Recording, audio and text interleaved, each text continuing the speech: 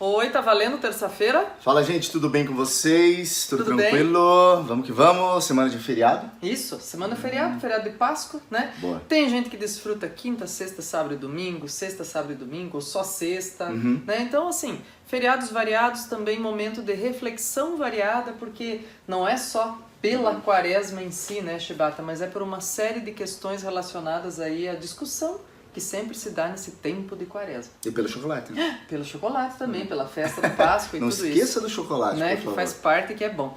Gente, olha só. A gente vai aproveitar então dizer, claro, para você sempre, ó, conversar com a gente, comentar, compartilhar, né? Ficar esperto em tudo que tem acontecido por aí, como atualidades e tal. E a gente decidiu, né, Shibata, então conversar um pouquinho com vocês nessa semana e agradecer os comentários também, as conversas, os elogios, os pedidos que vocês têm feito. Como é encerramento desse processo que é a campanha da fraternidade, a gente resolveu trazer aqui, ó, tá no link aí para você também, mas só para mostrar rapidinho aqui, para você ter o link e a ideia da imagem e tudo mais. Esse é o cartaz da campanha da fraternidade de 2019. E daí, antes que alguém também diga, pô, mas vocês estão fazendo campanha religiosa? Não, né? Apesar de ser uma campanha que sempre tem um amparo e é um trabalho da Igreja Católica pela CNBB, Shibata, sempre tem uma questão muito relacionada a como atender determinados problemas ou determinados impactos sociais e socioambientais, né, naquele grupo ou naquele momento no Brasil. Não estamos falando de religião ou da igreja, estamos falando da repercussão pública dos projetos da igreja. Essa é a ideia, certo? E como é muito grande, é uma teia muito grande pelo Brasil todo, isso repercute em boas ou más políticas, muitas vezes também. E às vezes, né, ou tem mais impacto ou menos impacto. E neste ano a gente está tratando disso justamente porque tem muito impacto, pessoal. Olha só. Fraternidade e políticas públicas para transformação social. Sabe que essa expressão, né, Shibata, política pública, é uma expressão muito forte. Mas poucas vezes a gente se dá o trabalho de refletir sobre o que ela é, de fato, e o que ela representa na vida das pessoas. E para uma sociedade inteira, como a brasileira contemporânea, por exemplo, né?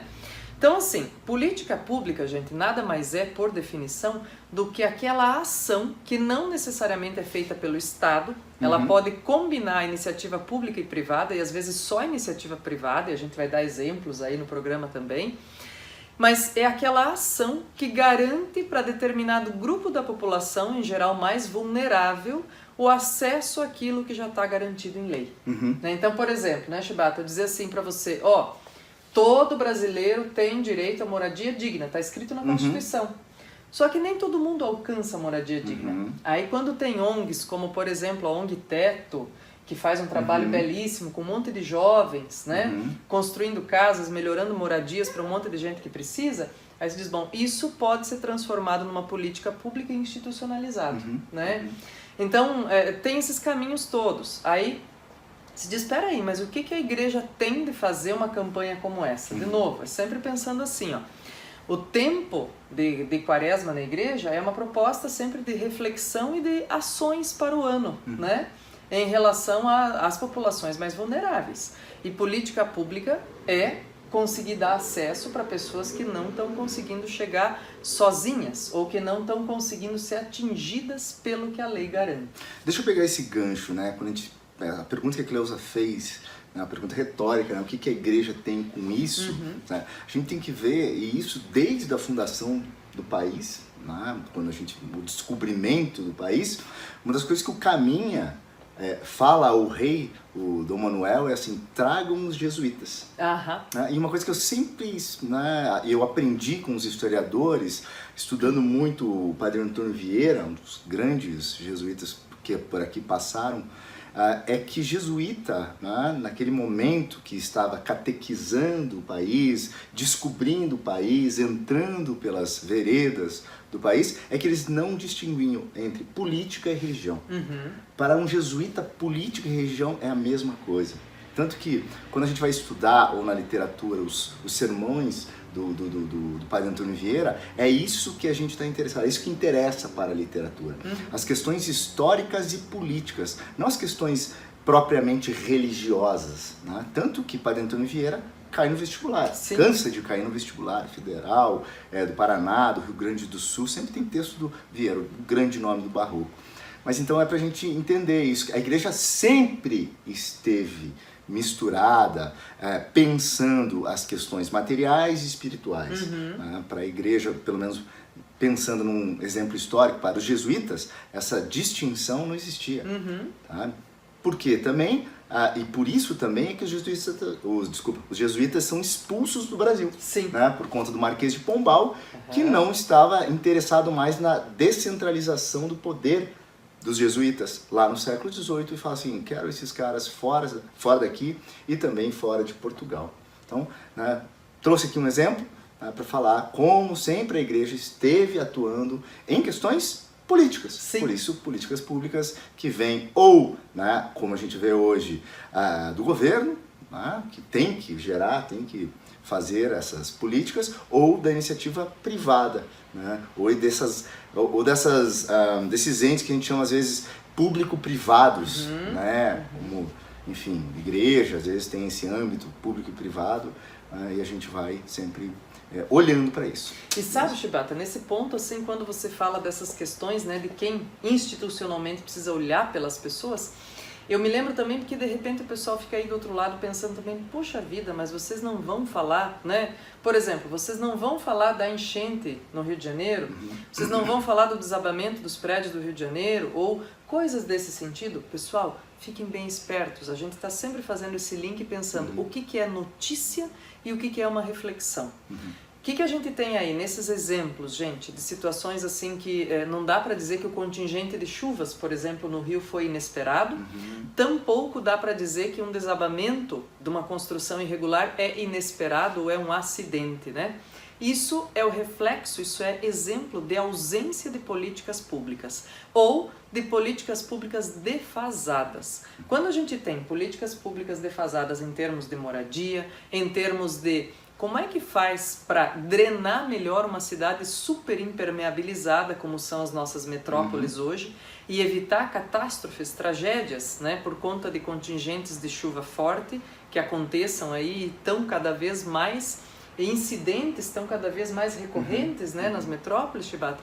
Então diz assim, olha, a gente não está deixando de abordar isso, pessoal, mas a gente gostaria que vocês linkassem o reflexo ou a consequência disso é ausência de política pública. Bem feito. Porque o exemplo, como a Cleusa usou aqui, do desastre, ele é muito pequeno, ele é local. Pequeno não no sentido catastrófico, mas no sentido do exemplo, perfeito? E para você usar numa redação, para você conseguir pensar, né, de forma mais abrangente, você precisa fazer a reflexão que está por baixo. O que é que faltou? Por que isso aconteceu?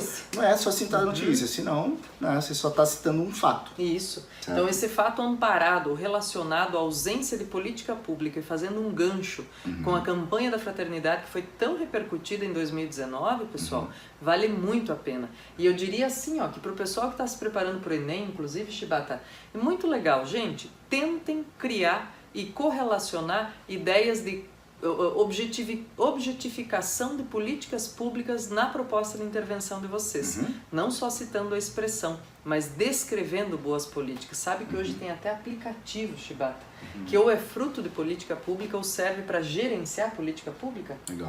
Tem no link aí pra vocês também. Bacana. Tem referência filmográfica pra gente? Tem um super filme, cara, que tá na Netflix, né, o que é bom, né, porque todo mundo fala, tá na Netflix, é mais fácil, é só dar o play. Tem um filmaço na Netflix, um filme que ganhou Palma de Ouro, certo? E chama Eu, Daniel Blake. Isso. Certo? É um filme em inglês que mostra um daqueles operários, bem ao estilo inglês, né, aquele subúrbio inglês. Ele trabalhou a vida inteira e teve agora um problema no coração, certo? E vai ter que se aposentar ou, né, usar a máquina governamental para ter acesso ao seguro-invalidez, que é a Previdência, certo? Que é uma política pública. Sim. Quando ele tenta entrar nessa máquina governamental para retirar o seu direito, ele vai tendo várias barreiras, né, burocráticas que qualquer brasileiro conhece muito bem. E ele né? vai conhecendo gente que também tem suas que barreiras. também está sofrendo com isso. Uma das barreiras, olha que interessante, né, que é uma outra questão, que é uma outra falha, talvez, né, em outra política pública, que é a educação. Principalmente a educação digital. Ele não tem educação digital. Então o sujeito lá, vamos pensar no INSS da Inglaterra, fala assim, tudo bem, então senta aqui nesse computador e preenche. O cara, o quê? Eu nunca peguei no mouse, eu não sei fazer isso. Né? E é um cara meio solitário, não tem ninguém para ajudar. É um filmaço muito então, legal. Educação digital, alfabetização digital também é uma política pública. Também é uma política pública. A gente nem imagina, né, pessoal? Porque talvez o nosso público não pense nisso, esteja super, né? Não é porque, não, parece que isso é natural. Não é assim no Brasil inteiro, nem no mundo todo. E a gente está falando de um filme inglês. Sim. Então você imagina, né? E claro, quando eu sempre assistindo o filme, a aporia, né? A impressão kafkiana que o filme te traz, porque você fica aflito, mas, cara, eu não vou ensinar a brasileira a ficar aflito com burocracia, porque todo mundo conhece essa aflição, né? Que você fala assim, pô, eu tenho que fazer isso, mas os sujeitos não deixam eu fazer isso, eu tenho que pegar 2 papéis, mais um, mais outro, levar cá, levar lá, e eu não consigo sair, né? Parece que eu tô preso nessa situação. É uma situação kafkiana, certo? Então, Daniel Blake. Também, Daniel Blake, né? E pra fechar, Chibata, a ordem de indicação também pro pessoal, a gente deixa no link, que nem o filme também, com a sinopse aí. O Impacto da Corrupção sobre Políticas Públicas. Esse é um livro da Simone Letícia Severo Souza. Gente, legal, né? É bacana, não dá pra gente se bobear também e pensar que corrupção não impacta nas políticas públicas. Ora bolas, se impacta em coisas diretas, tipo construir ponte ou arrumar estrada, imagina se não impacta na melhoria de vida da população, né? Que impacta. Então, legal. Beleza? Gente, espero que vocês tenham gostado. A gente faz aqui de coração pra vocês. Boa Páscoa pra todos. Beijo pra todo mundo. Um abraço. Boa semana.